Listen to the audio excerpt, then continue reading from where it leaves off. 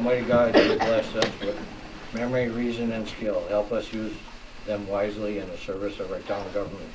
We ask this in your holy name. Amen. Salute the flag.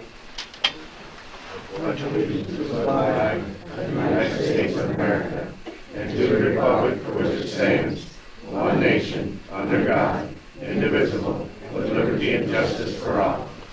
I ask you to remain standing and take a minute for George Cookman, who's the brother of our councilman, Ralph Cookman, who passed away Friday.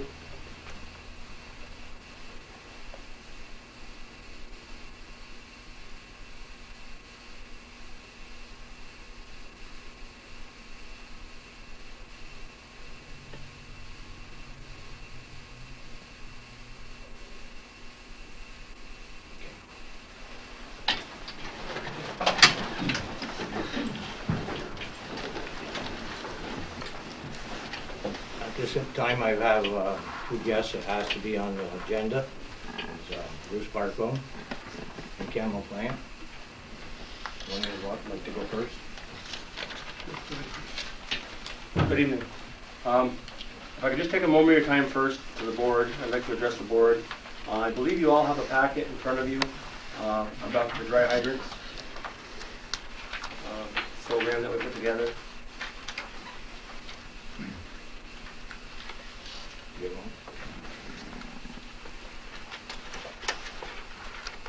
While they're doing that, for those of you who don't know what a dry hydrant is, in our community for fire service, we currently have 6 dry hydrants that are available to the Champlain Fire Department as well as all the neighboring fire departments. A dry hydrant is simply a large pipe that's buried underground from a large body of water, such as a river, to the road surface where we can easily put a fire truck and pump large volumes of water. And they're very much a lifesaver in the rural areas, and we have 6 of them available. And what we're doing this year for the first time is presenting to the board at least annually, once a year, a detailed report of the performance and the statistics of each dry hydrant. And in this packet to the board, we just wanted to make you aware of each location of the hydrant, and any problems that exist with the hydrant, performances of the hydrant with a fire truck. And I guess it's pretty explanatory. If you go through your packet after, on each page it explains each dry hydrant and what we found. So we just wanted to bring you up to speed on that, let you know about that, and also to just to make our citizens of the town aware that we are working very hard on for January of 2004 for the coverage protection area of the whole town of Champlain. I have personally met the officers of Champlain with each department, our neighboring departments of Rouse's Point, Jceo, and Moores, and all the mutual aid agreements are intact, and that we are all working together as we always have. We have a great bunch of people to work with, and I just want to reassure everyone that your services are going to remain the same. And at the same time, it was a golden opportunity to move a few boundary lines. Some of the mutual aid lines were established many years ago, and it brought some fire companies further out than they needed to go, and same with our company.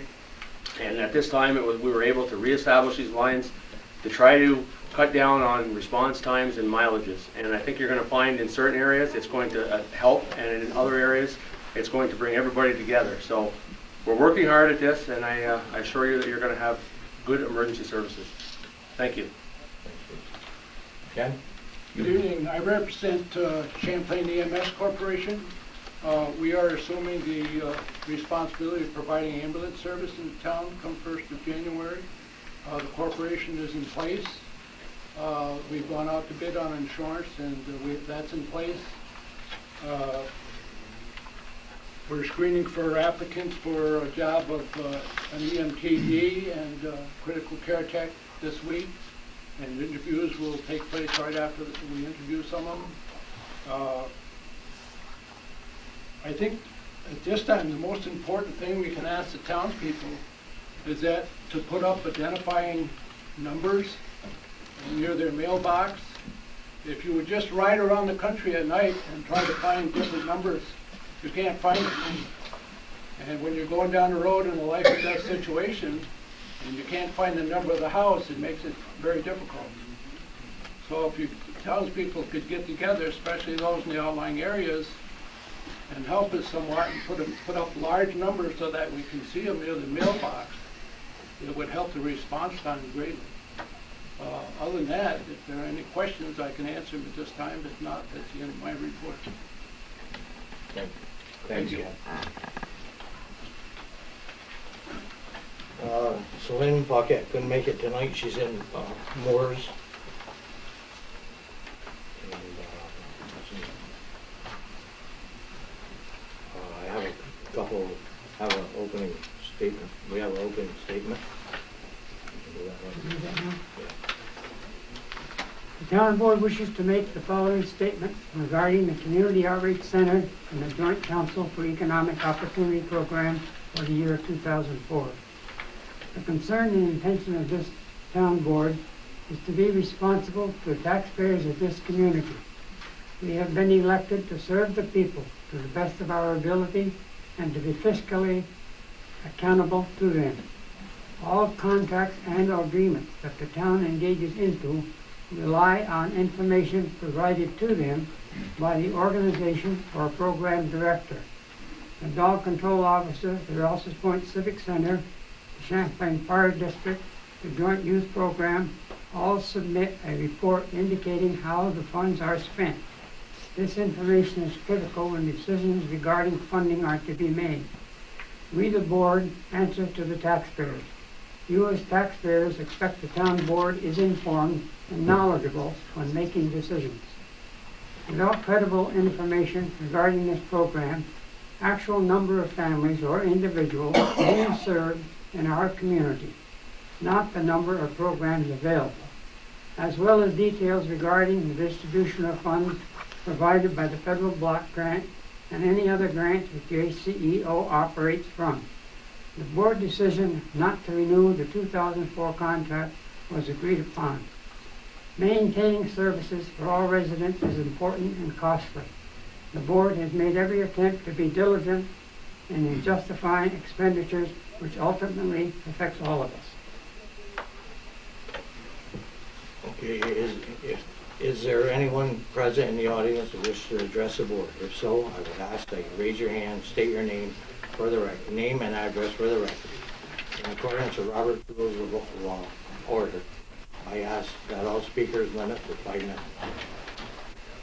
I'm opening it to the public.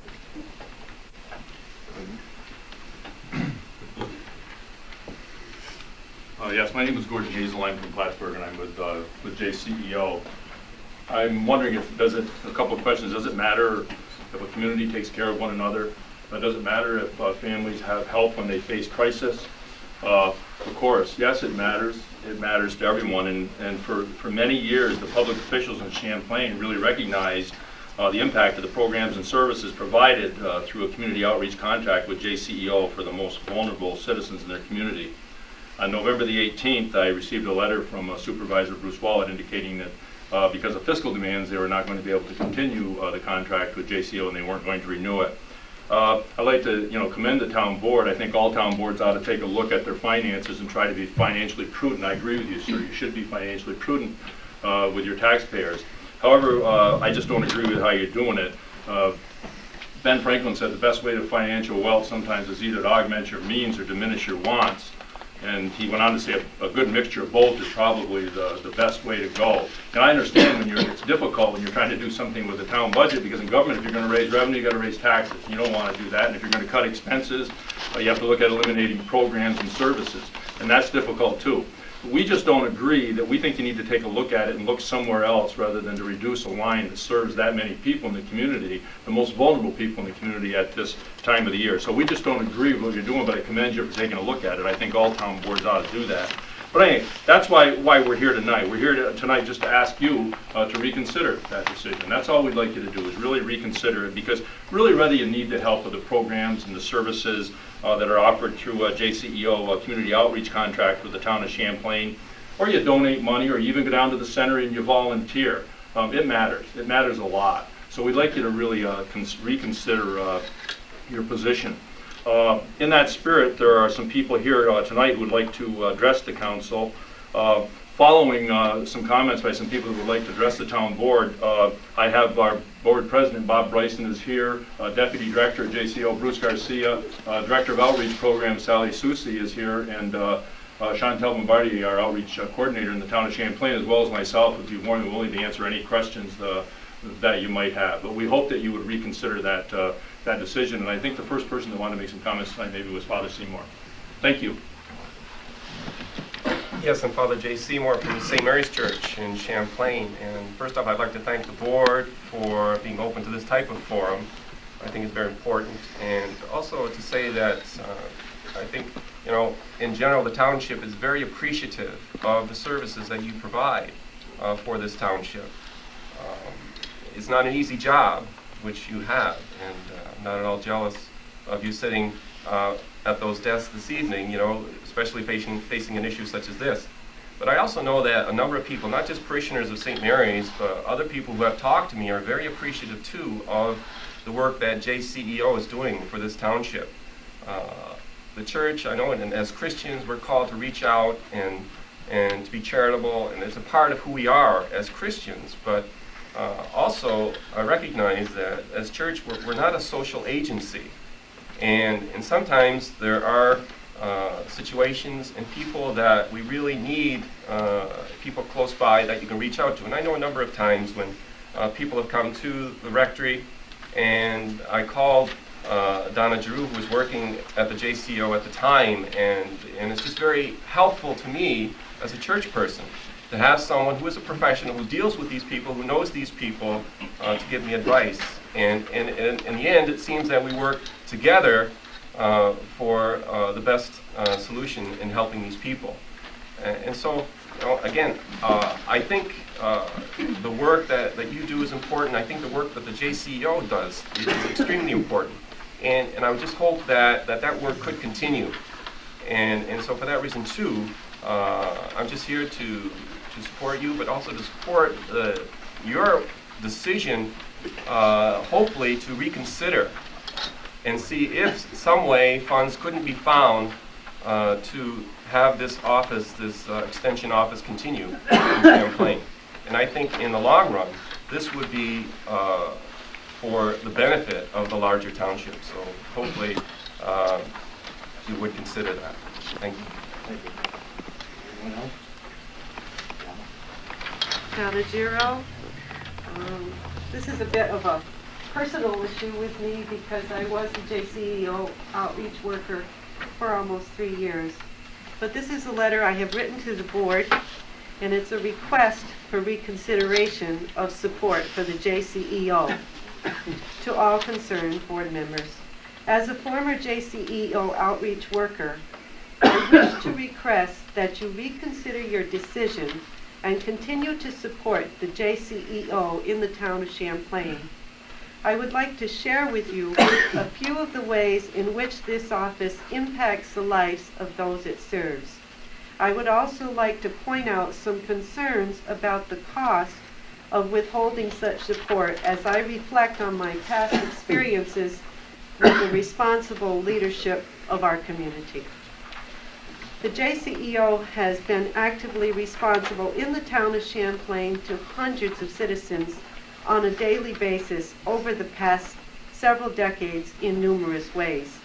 It has served as a referral agency connecting people of all ages and all income levels to such organizations as RSVP, Council for the Aging, One WorkSource, Stop Domestic Violence, and literally hundreds of other agencies and services. 2, it has helped enroll hundreds of aged and economically challenged apply for benefits in the HEAP program, which provides much needed fuel assistance and furnace repair and replacement to many individuals and families who would otherwise suffer from the winter cold. 3, it has coordinated transportation for seniors to doctor's appointments. Anyone over 60 is eligible regardless of their income. This means that they do not have to fear driving themselves on slippery winter roads or miss their appointments.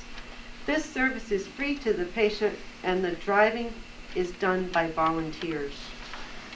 4, it has provided food to families and those who find it impossible to make ends meet, especially at the end of the month or when unexpected expenses like costly car repair make buying food difficult.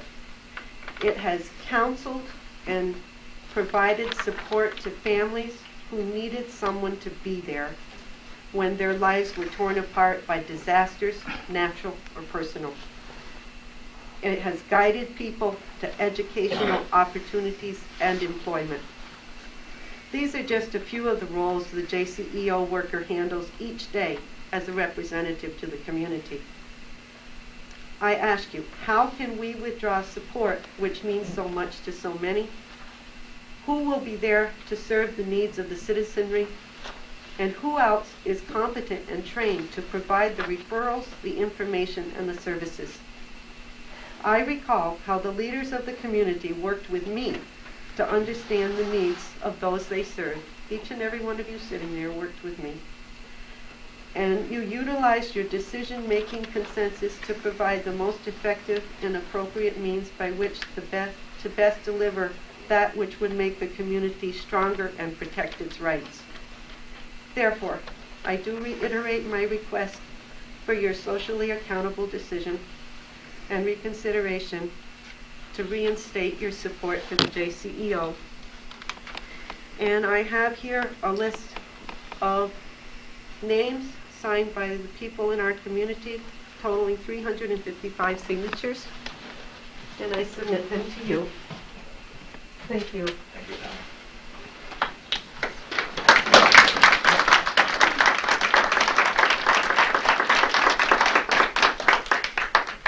Anyone else? Hi, I'm Sandra Kelly, coordinator for 10.5 years with Jceo.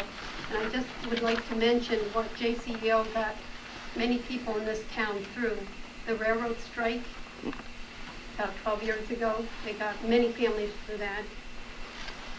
Harris Bindery closing, many families came into my office, applied for many types of assistance. And I would also like to mention this one case. It was a cold day in January, and I'll never forget this. This couple came into my office, 2 small children, wrapped up in blankets, no shoes or socks. They didn't want the children. They were going to turn them over to me, leave them in my office, and I said, all right, this is not what our agency does, but I can contact Child Protective. They had no transportation. He was going back to where he came from, Kentucky or somewhere. They had just had it. They were out of fuel and this and that. They had all kinds of crises going on at that day, from that day, or weeks, or however it went on. So I called Child Protective. About 3 hours later, they came down, picked up the children. They signed them over to the state. The children are put into foster care. And I just look at this. Had I not been there that day, what could have happened to these children? So how do you put a value on that? Child Protective, they do the best they can. I made many outreach calls for them because they could not get there within the 24 hours that they were supposed to be there. So they would call, we would coordinate on the phone, and I would make a home visit to make sure that child was taken care of. Anyway, this is written by Pearl S. Buck. The measure of society's existence is how well they take care of the less fortunate.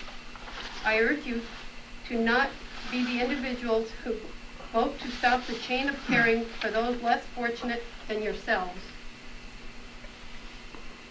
Also, I would like to say,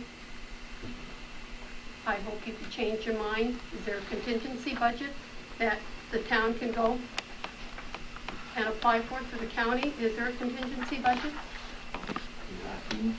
Yeah, there's some asking. I'd like all questions be written down and given to the clerk, and we will answer all questions. Okay. Thank you. Thank you, Sandy. Anybody else? Ready? I'm Pete Pearson. I'm the new pastor at 3 Steeples United Methodist Church. I'm new to the community. I just came in this summer. But I think and I speak as pastor, but I think the church has a role as the social conscience in a community, that you have the responsibility of being fiscally responsible for our money. But I think other parts of the community also have specific roles of being the conscience of the community and sensitive to some of the needs that may not be apparent to everyone else. I think there's a part of me that says I really don't need to speak to the conscience of the community. The folks who have spoken already have spoken a word of conscience. But I want to speak a practical word also. I wasn't here very long before I started getting phone calls from people who were in need. I think part of that is because we're located on Route 11, which makes us very visible to people passing through and to others in the community. And in fact, I received so many calls that the Board of Clergy, which have resuscitated as a group, I approached and said, what do we do? Or is there any way we organize around this so that we're sure that the right people are being served and that we are in fact dealing with everybody? And that was my first acquaintance with Jceo. We need some common committee, some common agency to work with people like this, because it's impossible for the churches to stay on board or for individuals, and I fear a great many people slipping through the cracks or taking advantage of the system if in fact we don't have some common clearing place that we all can be supportive of and to. And I would hope that you would reconsider. I speak also for several members in our congregation who have signed a petition that has been turned in, but who have also spoken to me because they have responsibilities in the community that reflect directly to CEO's responsibilities, and other persons who have spoken to me very, very passionately about their awareness of the economic deprivation of much of this community that doesn't affect some of us, but affects a lot of our brothers and sisters. So I hope you will very seriously reconsider this, because if we don't pay for it through our tax money, we're going to pay for it in other ways. It will have to be paid for, and I think this is the most efficient way to do it. Thank you. Anyone else? Bruce, may I speak a word? Sure. She asked first, then you. Sure. Carlton, You go ahead. Go ahead. I'm Reverend Nan Clancy, the pastor of the Presbyterian Church. There's another side of this that hasn't been spoken of yet, and that is, while there is financial support ever so very much desperately needed from you all, there is another way that we support the Jceo, and that has been continuing. The churches and schools of this community, and I'm sure other organizations as well, provide food that goes to the food bank. At this time of year, it came to us as a crisis because we were preparing our Christmas gifts that go through the Jceo. We as a community support them through our own giving. It's not entirely on our backs as taxpayers, but on our choice as people to bring in our canned goods and bring in our boxed goods and bring in our gifts and give our money, give our time as volunteers. Those gifts continue. That support continues. These folks all here are part of the support that the community gives to the Jceo. And you have a piece of that support too. And we'd ask with all our hearts that you reconsider your piece.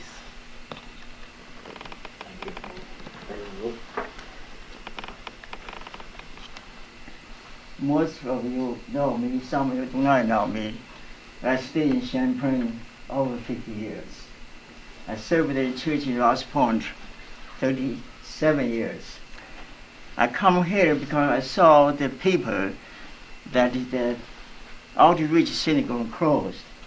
This center served for low-income people.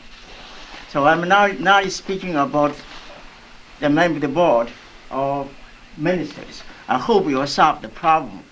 In case you cannot solve the problem, in our church, we call it self-development of people.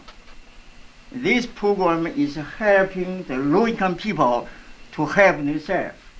What I'm trying to say is, if these low-income people in this community want to keep this center open.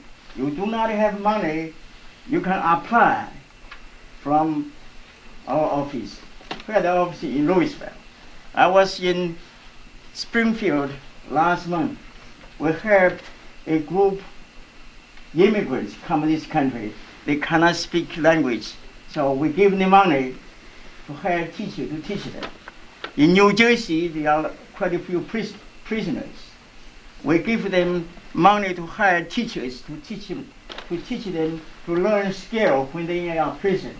What I'm trying to say, I'm not speaking about the board members or clergymen. I'm speaking about the people who receive the benefits from the center.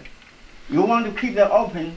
If you do not have money, please apply. I have the application form. I just want to give you information. At the same time, the low-income people, if you have some ideas, you think you can improve your living standards, you can also apply. For instance, we give money for the farmers in Africa. This is not in this country, around the world. How the money come from? From the Presbyterian Church, one greeting of sharing. Every year we're talking about $11 million. 1/3 for the Presbyterian Hunger Program, 1/3 for the disaster program, 1/3 called self-development people. I'm in the committee, national committee, that's what I'm trying to say. If not the board cannot apply. The low-income people apply, we can prove the money to help you to solve the problem. I have a little pamphlet here. If someone to apply, you can read. And, I can try to help. Our next meeting will be in Louisiana in January 20th. So after that, you approve or release the money. Just information. Thank you very much, Bruce. Anyone else? Yeah, my name is Ken Delafrange. I live in the village of Champlain. I've been a village trustee for 2 terms, and I'm here to support the outreach center with a clarification, and or a couple clarifications perhaps, some of which dovetails perfectly on Reverend Wu. I'm sure all of you folks have taken into consideration that the public is here to support this, or at least has an opinion about it, because it's a bit atypical to have people almost down to the Justice Department waiting to speak or to listen. So that's a strong sign of community involvement and community support for such a program. I personally feel that for the most part such programs are administered and best handled by churches. I'm a member of St. Mary's Church, but there are churches that are stepping forth with respect to these types of matters, and that needs to be given consideration. The other point of concern that I've had for years, I think I addressed it with Gerald Mayo, which is the food baskets that are handed out in groups. They're, at least as I recall, large quantities of food for little amounts of money. My concern has always been that's essentially undercutting TOPS and undercutting, say, Save-A-Lot or any of the local areas. And I think that's something that's worth taking note of, because we need to support those entities that are also tax entities for this community and provide jobs for the community. But at the same time, there is a program here going within the Jceo, that actually is working. It is providing for the community. It's not perfect. I've found very few things in life are, but it's doing a really good job.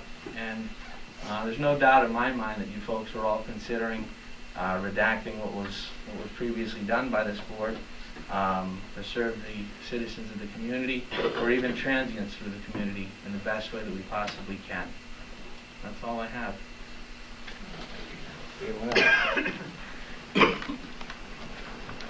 Hi, my name is Chantal Bombardier. I was a former outreach worker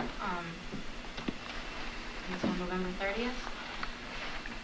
I'm asking you, Bruce, and the rest of the board, if you would please reopen and reconsider reopening our community outreach in Champlain.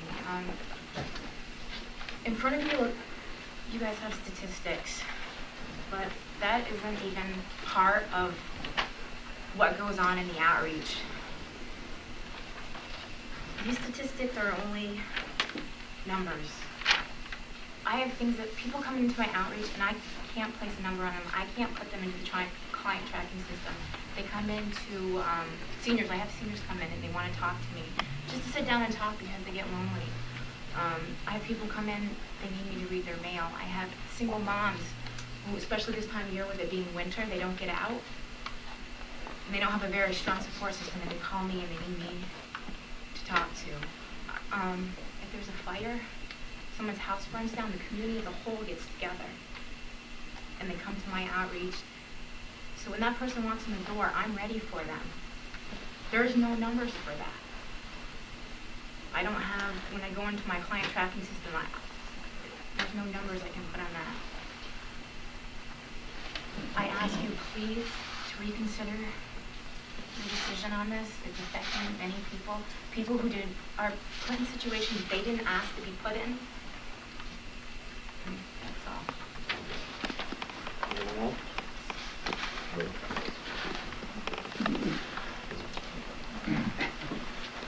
For people who don't know me, I'm Albert Laporte, Mayor of the Village of Champlain. I've listened to a lot of the concerns of the people. I've been in contact with Mr. Hazel. I myself believe that I would wish that the board would reconsider. I have some information, you know, we have statistics. The thing of it is, I think we need to actually look for the less fortunate in our community, the seniors in our community. We as a class of people need to try to help people. I know I'm an elected official and I try to help the people in my community, and I'm sure as much as you want to help the people in your community. Some of us are more fortunate to be where we are, but I don't think at this time it's beneficial to any one of us that are elected to try and single out certain individuals as what is happening with this Jceo. We are a community.